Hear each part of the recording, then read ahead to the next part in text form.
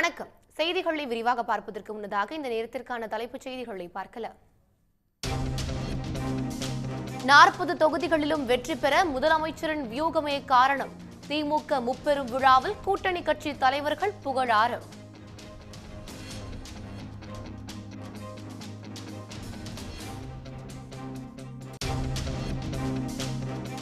பாஜக தமிழ்நாட்டில் ஒரு நாளும் காலூன்ற முடியாது. திமுக கூட்டணி தலைவர்கள் திட்டவட்டம்.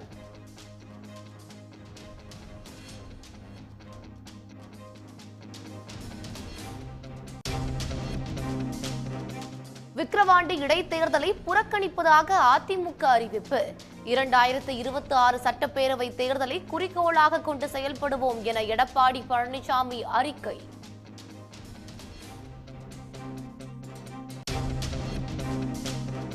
பாஜகவுடன் உறவில்லை என்று கூறி வரும் அதிமுக விக்கிரவாண்டி இடைத்தேர்தலை புறக்கணிப்பதன் நோக்கம் என்ன? இந்திய கம்யூனிஸ்ட், மார்க்சிஸ்ட் கம்யூனிஸ்ட் கட்சிகள் கேள்வி.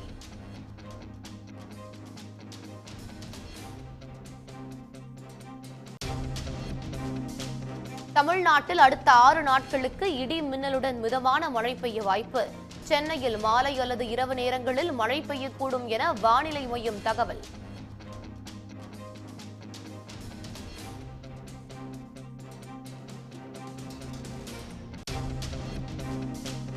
போதிய பெரும்பான்மை இல்லாததால் பாஜக அரசு எந்த நேரத்திலும் கவிழும் என மல்லிகார்ஜுன கார்கே விமர்சனம்.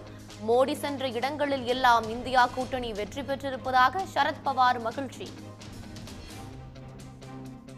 ஒன்றியத்தில் அமைந்துள்ள பாஜக கூட்டணி அரசு இனி எத்தனை நாட்களுக்கு நீடிக்கும் என்பதை பார்ப்போம் என்று மராட்டிய மாநில இந்தியா கூட்டணி கட்சி தலைவர்கள் கூறியிருக்கிறார்கள்.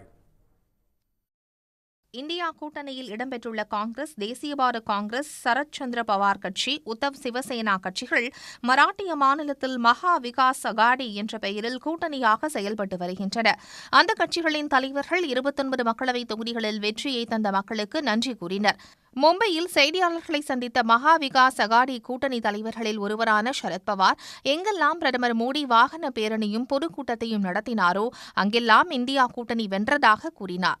எனவே உள்ளபடியே தாம் பிரதமர் மோடிக்கு நன்றி கூற கடமைப்பட்டிருப்பதாக கிண்டல் செய்தார். பிரதமர் மோடியின் வாக்குறுதிகள் மற்றும் அவர் கூறிய நல்ல நாட்கள் என்ன ஆகின என்று முன்னாள் முதலமைச்சர் உத்தவ் தாக்கரே கேள்வி எழுப்பினார்.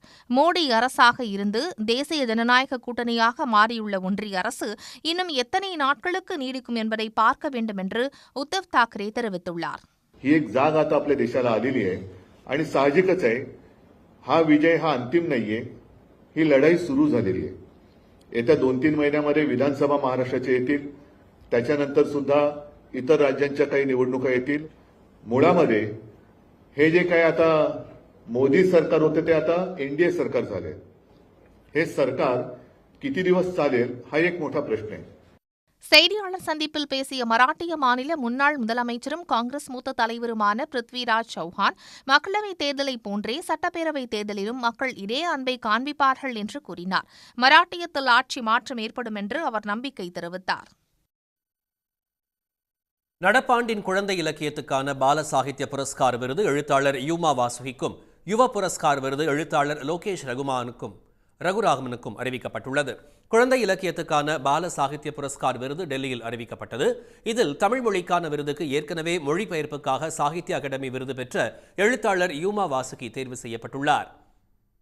இவர் எழுதிய தன்வியின் பிறந்த நாள் என்ற நூலுக்கு இந்த விருது கிடைத்துள்ளது. அதேபோல இளம் எழுத்தாளர்களை ஊக்குவிக்கும் வகையில் சாகித்ய அகாடமி சார்பில் நடப்பாண்டுக்கான யுவ புரஸ்கார் விருதுக்கு திருவாரூரைச் சேர்ந்த லோகேஷ் ரகுராமன் தேர்வு செய்யப்பட்டுள்ளார். 2 விருதுக்கும் தேர்வாகியுள்ள யூமா வாசுகி, லோகேஷ் ரகுராமன் ஆகியோருக்கு முதலமைச்சர் மு க ஸ்டாலின் வாழ்த்து தெரிவித்துள்ளார். குஜராத்தில் நீட் தேர்வு மைய கண்காணிப்பாளர் மற்றும் தனியார் பயிற்சி மைய உரிமையாளர்கள் இணைந்து மோசடியை அரங்கேற்றியிருப்பது தெரியவந்துள்ளது. அது தொடர்பான கைதான 5 பேர் போலீசில் கூறியது என்ன? குஜராத்தில் வெடித்து கிளம்பிய நீட் தேர்வு முறைகேடு தொடர்பாக 5 பேர் கைது செய்யப்பட்டுள்ளனர். அவர்கள் சிக்கியது எப்படி? மருத்துவ படிப்புகளுக்கான நீட் நுழைவுத் தேர்வு கடந்த மே 5ஆம் தேதி நாடு முழுவதும் 571 நகரங்களில் 4750 மையங்களில் நடந்தது. இதில் 23,33,297 பேர் தேர்வெழுதினர். தேர்வு நாளன்று ராஜஸ்தானில் வினாத்தாள் கசிந்ததாக புகார் எழுந்தது. இதனை NTA எனப்படும் தேசிய தேர்வு முகமை மறுத்த நிலையில் பல்வேறு மாநிலங்களில் நீட் தேர்வில் முறைகேடுகள் கண்டுபிடிக்கப்பட்டன. இதற்கு குஜராத் மாநிலமும் தப்பவில்லை. அங்குள்ள பஞ்ச் மஹால் மாவட்டம் கோத்ராவில் நடைபெற்ற நீட் தேர்வில் மிகப்பெரிய முறைகேடு நடந்திருப்பது வெளிச்சத்துக்கு வந்தது. நீட் தேர்வு முடிந்த பிறகு 27 மாணவர்களின் தேர்வு தாள்களில் சரியான பதில் எழுதி அனுப்புவதாக கூறி ஒவ்வொரு மாணவரிடமும் இருந்து பல லட்சம் ரூபாயை பேரம் பேசி வசூலித்திருப்பது தெரிய வந்தது. அந்த வகையில் 2.5 கோடி ரூபாய்க்கு மேல் கைமாறி இருப்பது உறுதியாகியுள்ளது. இந்த தேர்வு முறைகேடு தொடர்பாக கோத்ரா காவல் நிலையத்தில் பதிவு செய்யப்பட்ட வழக்கில் இதுவரை 5 பேர் கைது செய்யப்பட்டுள்ளனர். கல்வி ஆலோசகர் விப்கார் ஆனந்த், பள்ளி முதல்வர் புருஷோத்தம் சர்மா, நீட் தேர்வு மைய துணை கண்காணிப்பாளர் துஷார் பட், பரசுராம் ராய் மற்றும் ஆனந்த் ஆகிய 5 பேர் கைது செய்யப்பட்டிருப்பதாக காவல்துறை அதிகாரி தெரிவித்துள்ளார். நீட் தேர்வு நடைபெற்ற மையத்தில் கல்வித்துறையின் பறக்கும் படையினர் மேற்கொண்ட திடீர் சோதனை காரணமாக தவறுகள் முறியடிக்கப்பட்ட போதிலும் முறைகேட்டில் ஈடுபட்ட 4 மாணவர்கள் தலா 66 லட்சம் வீதம் வழங்கியதும், நிரப்பப்படாத பிளாங்க் செக்கை நீட் பயிற்சி மையத்துக்கு 3 வழங்கியிருப்பதும் தெரிய வந்தது. மோசடியின் மூளையாக செயல்பட்ட ராய் ஓவர்சீஸ் என்ற நீட் பயிற்சி மையத்தின் உரிமையாளர் ஆவார். தற்போது அவர் நீதிமன்ற காவலில் உள்ளார். ராய், பட் மற்றும் கோத்ராவைச் சேர்ந்த ஆரிஃப் ஓரா ஆகியோர் இணைந்து மாணவர்களின் பெற்றோர்களிடமிருந்து 2.82 கோடி ரூபாயை வசூலித்துள்ளனர். கைதான பட் கோத்ராவில் உள்ள ஜெய் ஜல்ராம் பள்ளியின் ஆசிரியர் ஆவார். அவர்தான் நீட் தேர்வு மையத்தின் துணை கண்காணிப்பாளராக செயல்பட்டுள்ளார். மாணவர்களின் பெயர்கள் மற்றும் வங்கிகளின் விவரங்கள் அடங்கிய காசோலைகளை போலீசார் கைப்பற்றியிருக்கின்றனர். ராயின் கணக்குக்கு பெற்றோர் தரப்பிலிருந்து சென்ற பண பரிவர்த்தனை விவரங்களும் சேகரிக்கப்பட்டுள்ளன. நீட் தேர்வுக்கு விண்ணப்பித்தது முதல் தேர்வு நாள் வரை முறைகேட்டை திட்டமிட்டு அரங்கேற்றியிருக்கின்றனர். தேர்வுக்கான விண்ணப்ப படிவத்தை நிரப்பும் போது கோத்ரா மையத்தை தேர்வு செய்யும்படி ராய் தனது பயிற்சி மைய மாணவர்களை கேட்டுக் கொண்டுள்ளார். அதன் மூலம் அவர்களுக்கு பட் மற்றும் சர்மா உதவி செய்ய எளிதாக அமைந்துவிட்டது. தேர்வின் போது மாணவர்கள் கடினமான கேள்விகளை தவிர்க்கும்படி அறிவுறுத்தி இருக்கின்றனர். நன்கு தெரிந்த கேள்விகளுக்கு விடையளிக்கும்படியும் மற்றவற்றை காலியாக விடுமாறும் கேட்டுக்கொண்டனர். தேர்வு முடிந்ததும் தாள்களை ஒப்படைத்த பின் விடப்பட்ட கேள்விக்கான பதில்கள் நிரப்பப்பட்டதாக கைதானவர்களுக்கு எதிராக பதிவு செய்யப்பட்ட FIR-இல் குறிப்பிடப்பட்டுள்ளது. விடைத்தாள்களை பேக் செய்ய மைய கண்காணிப்பாளர்களுக்கு வழங்கப்பட்ட 30 நிமிடங்களில் மாணவர்களின் OMR தாள்களில் சரியான பதில்களை குறித்திருப்பதும் விசாரணையில் தெரிய வந்துள்ளது. இது வெளிப்படையாக நடைபெற்ற நீட் மோசடி என்று குஜராத் மாநில காங்கிரஸ் செய்தி தொடர்பாளர் மனிஷ் தோஷி விமர்சித்துள்ளார். இந்த முறைகேடு எப்படி நடைபெற்றது, கைதானவர்களின் பின்னணியில் இருப்பவர்கள் யார் என்பது குறித்த விவரங்களை மாநில அரசு வெளியிட வேண்டும் என அவர் வலியுறுத்தியிருப்பது குறிப்பிடத்தக்கது. விக்கிரவாண்டி சட்டமன்ற தொகுதி இடைத்தேர்தலில் பாமக சார்பில் அக்கட்சியின் மாநில துணைத் தலைவர் சி அன்புமணி போட்டியிடுவார் என அறிவிக்கப்பட்டுள்ளது. விக்கிரவாண்டி திமுக MLA-வாக இருந்த புகழேந்தி கடந்த ஏப்ரல் மாதம் 6ஆம் தேதி உயிரிழந்தார். இதையடுத்து அந்த தொகுதி காலியானதாக அறிவிக்கப்பட்டு அண்மையில் இடைத்தேர்தல் அறிவிப்பு வெளியானது. ஜூலை 10ஆம் தேதி ஜூலை 10ஆம் தேதி வாக்குப்பதிவு நடைபெறவுள்ள நிலையில் வேட்புமனு தாக்கல் வரும் 21ஆம் தேதி வரை நடைபெறவுள்ளது. விக்கிரவாண்டி இடைத்தேர்தலில் திமுக சார்பில் அன்னியூர் சிவா, நாம் தமிழர் கட்சி சார்பில் மருத்துவர் அபிநயா போட்டியிடுகின்றனர். பாஜக கூட்டணி சார்பில் பாமக போட்டியிடும் என அறிவிக்கப்பட்டிருந்த நிலையில் பாமக மாநில துணைத் தலைவர் சி அன்புமணியை வேட்பாளராக களமிறக்குவதாக அக்கட்சியின் நிறுவனர் ராமதாஸ் அறிவித்துள்ளார். திமுக, பாமக, நாம் தமிழர் கட்சி ஆகிய கட்சிகள் வேட்பாளர்களை அறிவித்துவிட்ட நிலையில் அதிமுக இடைத்தேர்தலை புறக்கணித்துள்ளதால் விக்கிரவாண்டி இடைத்தேர்தலில் மும்முனை போட்டி உறுதியாகியுள்ளது. விக்கிரவாண்டி சட்டப்பேரவை தொகுதி இடைத்தேர்தலை அதிமுக புறக்கணிக்கிறது என்று அந்த கட்சியின் பொதுச் செயலாளர் எடப்பாடி பழனிசாமி அறிவித்துள்ளார். விக்கிரவாண்டி சட்டப்பேரவை தொகுதிக்கான இடைத்தேர்தல் ஜூலை 10ஆம் தேதி நடைபெறவுள்ள நிலையில் அதற்கான வேட்புமனு தாக்கல் நடைபெற்று வருகிறது. இடைத்தேர்தலை சந்திப்பதா வேண்டாமா என்பது தொடர்பான ஆலோசனைக் கூட்டம் எடப்பாடி பழனிசாமி தலைமையில் கட்சி தலைமை அலுவலகத்தில் நடைபெற்றது. கூட்டத்தில் கட்சியின் மூத்த தலைவர்கள் பங்கேற்றனர். அதைத் தொடர்ந்து அறிக்கை வெளியிட்ட எடப்பாடி பழனிசாமி விக்கிரவாண்டி இடைத்தேர்தலை அதிமுக புறக்கணிப்பதாக அறிவித்துள்ளார். 2009ஆம் ஆண்டு நடைபெற்ற இளையான்குடி, கம்பம், தொண்டாமுத்தூர், பர்கூர், ஸ்ரீவைகுண்டம் ஆகிய 5 தொகுதி இடைத்தேர்தலை ஜெயலலிதா புறக்கணித்ததை பழனிசாமி சுட்டிக்காட்டியிருக்கிறார். 2009இல் உள்ளாட்சி அமைப்புகளுக்கான இடைத்தேர்தலை அதிமுக புறக்கணித்ததையும் பழனிசாமி சுட்டிக்காட்டியுள்ளார். விக்கிரவாண்டி இடைத்தேர்தல் ஜனநாயக முறைப்படி சுதந்திரமாக நடைபெறுமா என்ற சந்தேகமும் கேள்வியும் எழுந்துள்ளதாக பழனிசாமி தெரிவித்துள்ளார். இந்த முடிவு குறித்து பேட்டியளித்த முன்னாள் அமைச்சர் டி ஜெயக்குமார், தேர்தலை புறக்கணித்தாலும் மக்களின் நம்பிக்கையை பெற்ற இயக்கம் அதிமுக என்று கூறினார். ஒரு குறுக்கு வழியிலே வெற்றியை பெறுவதற்குண்டான எல்லா முயற்சியும் செய்வார்கள். எனவே அந்த அடிப்படையில் தான் இது கூடி முடிவு செய்து ஒரு தேர்தலை ஒரு நியாயமாக சுதந்திரமாக ஜனநாயகம் நடக்காது என்கின்ற வகையில் தான் இந்த தேர்தலை விக்கிரவாண்டி இடைத்தேர்தலை புறக்கணித்தார்கள்.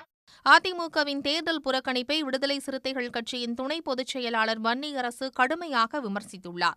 5 தொகுதி இடைத்தேர்தலை புறக்கணித்த ஜெயலலிதா அடுத்து வந்த திருச்செந்தூர், வந்தவாசி இடைத்தேர்தலில் பங்கேற்று இனி இடைத்தேர்தல்களை புறக்கணிக்க மாட்டோம் என்று அறிவித்தார் என்றும், ஆனால் அவரது வழியில் நடப்பதாக சொல்லும் எடப்பாடி பழனிசாமி ஜெயலலிதாவுக்கு எதிரான முடிவை எடுத்து மீண்டும் அதிமுகவுக்கு துரோகம் செய்துள்ளார் எனவும் வன்னியரசு சாடியுள்ளார். இதுவரை இடைத்தேர்தல்களை புறக்கணித்தே வந்த பாமக விக்கிரவாண்டியில் போட்டியிட முடிவு செய்தமைக்கும் அதிமுக புறக்கணித்தமைக்கும் ஒரு புரிந்துணர்வு ஒப்பந்தம் ஏற்பட்டிருப்பதாகவே சொல்ல முடியும் என்று குறிப்பிட்டுள்ள வன்னியரசு, அதிமுகவின் இந்த புறக்கணிப்பு முடிவு மறைமுகமாக கூட அல்ல, நேரடியாகவே பாஜக கூட்டணியில் உள்ள பாமகவை ஆதரிப்பதாகவே பொருள் என்று தெரிவித்துள்ளார். பாஜக அதிமுகவின் கள்ள உறவை விக்கிரவாண்டி தொகுதி மக்கள் புரிந்து கொண்டு திமுகவுக்கே வாக்களிப்பது உறுதி. இப்போதே திமுக வெற்றி உறுதி செய்யப்பட்டுவிட்டது என்றும் அவர் கூறியுள்ளார். கொரோனாவுக்கு பின் அமைப்பு சாரா துறையில் வேலை வாய்ப்புகள் குறைந்திருப்பதாக தேசிய புள்ளியியல் அலுவலகம் தெரிவித்திருக்கும் நிலையில், கொரோனாவுக்கு முந்தைய நிலையை மீட்டெடுப்பதில் ஒன்றிய அரசு தோல்வியடைந்து விட்டதாக எதிர்க்கட்சிகள் குற்றம் சாட்டியுள்ளன. தற்போது அமைப்பு சாரா துறையின் 2022-23 ஆண்டுக்கான அறிக்கையை தேசிய புள்ளியியல் அலுவலகம் வெளியிட்டுள்ளது. அதன்படி அமைப்பு சாரா துறையில் வேலைவாய்ப்புகள் சரிவை சந்தித்துள்ளன. கொரோனா பேரிடருக்கு முன்பான 2015-2016 ஆண்டுக்கான ஆய்வறிக்கையின்படி 11,13,00,000 இருந்த தொழிலாளர்களின் எண்ணிக்கை தற்போது வெளியாகியுள்ள 2022-2023 வரையிலான காலத்தில் 10,96,00,000 சரிந்துள்ளது. இந்த ஓராண்டில் 1,17,00,000 பேருக்கு வேலைவாய்ப்பு கிடைத்த நிலையிலும் ஒட்டுமொத்த வேலைவாய்ப்பு குறைந்துள்ளதாக புள்ளியியல் அலுவலகம் கூறியுள்ளது. கொரோனா மட்டுமின்றி பண மதிப்பிழப்பு மற்றும் ஜிஎஸ்டி வரி விதிப்பு நடவடிக்கைகளால் சிறு தொழில்கள் பாதிக்கப்பட்டுள்ளதாகவும், அதுவே வேலைவாய்ப்புகள் குறைய காரணமாக அமைந்துள்ளதாகவும் புள்ளியியல் துறைக்கான நிலைக்குழு தலைவர் பிரணாப் சென் கூறியுள்ளார். சராசரியாக ஆண்டுக்கு 20 லட்சம் நிறுவனங்கள் அதிகரித்ததை கணக்கில் கொண்டால் இப்போது 7,5 கோடி நிறுவனங்கள் இருந்திருக்க வேண்டும் என்றும், ஆனால் நெருக்கடி காரணமாக சுமார் 1 கோடி நிறுவனங்கள் குறைந்துள்ளதாகவும் அவர் கூறியுள்ளார். நிறுவனங்களின் எண்ணிக்கை மற்றும் வேலைவாய்ப்புகள் குறைந்தாலும் நிறுவனங்களின் மொத்த சொத்து மதிப்பு 11 லட்சம் கோடியிலிருந்து 15 லட்சம் கோடி ரூபாயாக அதிகரித்துள்ளதாகவும் புள்ளியியல் அலுவலக ஆய்வறிக்கை தெரிவித்துள்ளது. அமைப்பு சாரா துறையில் கொரோனாவுக்கு முந்தைய நிலைமையை மீட்டெடுப்பதில் ஒன்றிய அரசு தோல்வியடைந்து விட்டதாக மார்க்சிஸ்ட் பொதுச் செயலாளர் சீதாராம் யெச்சூரி குற்றம் சாட்டியுள்ளார். தேசிய ஜனநாயக கூட்டணி ஆட்சியில் மக்களின் துயரங்கள் அதிகரித்துள்ளதாகவும் அவர் புகார் கூறியுள்ளார். தமிழ்நாட்டில் அடுத்த 6 நாட்களுக்கு இடி மின்னலுடன் மிதமான மழைக்கு வாய்ப்பிருப்பதாக வானிலை மையம் தெரிவித்திருக்கிறது. வானிலை மையம் வெளியிட்டுள்ள அறிவிப்பில் சென்னையில் மாலை அல்லது இரவு நேரங்களில் இடி மின்னலுடன் மிதமான மழை பெய்யக்கூடும் என்று கணித்துள்ளது. தென் தமிழக கடலோர பகுதிகளில் மணிக்கு 55 கிலோமீட்டர் வேகத்தில் காற்று வீசக்கூடும் என்பதால் நாளை முதல் 4 நாட்களுக்கு மன்னார் வளைகுடா ஒட்டிய கடல் பகுதிகளுக்கு மீனவர்கள் செல்ல வேண்டாம் என்றும் எச்சரித்துள்ளது. அத்துடன் 4 மாவட்ட கடலோர பகுதிகளில் நாளை இரவு 11 மணி வரை கடல் அலைகள் சீற்றத்துடன் காணப்படும் என்றும் கூறியுள்ளது. குறிப்பாக குமரியில் 2.1 மீட்டர், ராமநாதபுரத்தில் 2.3 மீட்டர், தூத்துக்குடி, நெல்லை கடலோர பகுதிகளில் தலா 2.2 மீட்டர் உயரம் வரை கடல் அலை எழும்புவதற்கான வாய்ப்பிருப்பதாக வானிலை மையம் கணித்துள்ளது. சென்னையில் ஆபரண தங்கம் விலை சவரனுக்கு 440 ரூபாய் உயர்ந்து 53,640 ரூபாய்க்கு விற்பனையாகிறது. சர்வதேச சந்தையில் நிலவும் பொருளாதார மந்தநிலை காரணமாக தங்கம் விலை கடந்த சில மாதங்களாக ஏற்றம் இறக்கத்துடன் காணப்படுகிறது. சென்னையில் கடந்த 8ஆம் தேதி முதல் ஒரு சவரன் தங்கம் 53,000 தாண்டி விற்பனையாகிறது. இந்த நிலையில் நேற்று 53,200 ரூபாய்க்கு விற்கப்பட்ட ஒரு சவரன் தங்கம் இன்று 440 ரூபாய் உயர்ந்து 53,640 ரூபாயாக உள்ளது. 1 கிராம் தங்கம் விலையும் 55 ரூபாய் உயர்ந்து 6,705 ரூபாய் என விலை நிர்ணயிக்கப்பட்டுள்ளது. இதேபோல் வெள்ளி விலையும் கிராமுக்கு 60 காசுகள் உயர்ந்து 1 கிராம் 95 ரூபாய் 60 காசுகளுக்கும் கிலோ 95,600 ரூபாய்க்கும் விற்பனையாகிறது. உடனுக்குடன் செய்திகளை தெரிந்து கொள்ள சன் நியூஸ் பெல் ஐகானை கிளிக் பண்ணுங்க.